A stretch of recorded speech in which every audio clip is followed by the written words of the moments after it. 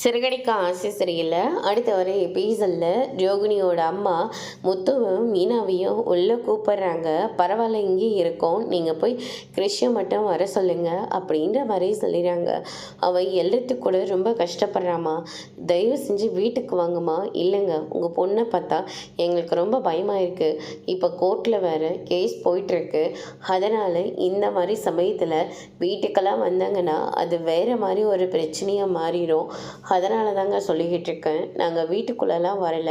முதல்ல போயிட்டு நீங்கள் கிறிஷை கூட்டிகிட்டு வாங்க.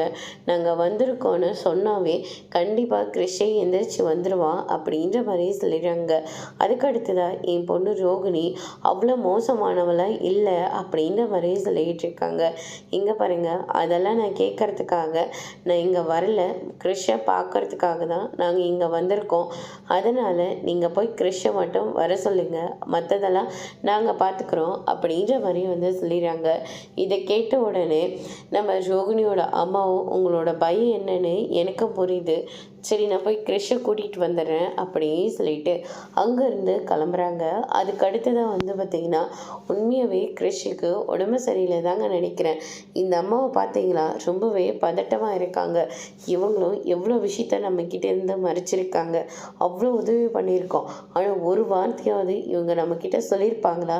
இவங்களெல்லாம் நம்பவே கூடாது மீனா அப்படின்ற மாதிரி முத்தும் ஒரு பக்கம் சொல்லிடுறாங்க.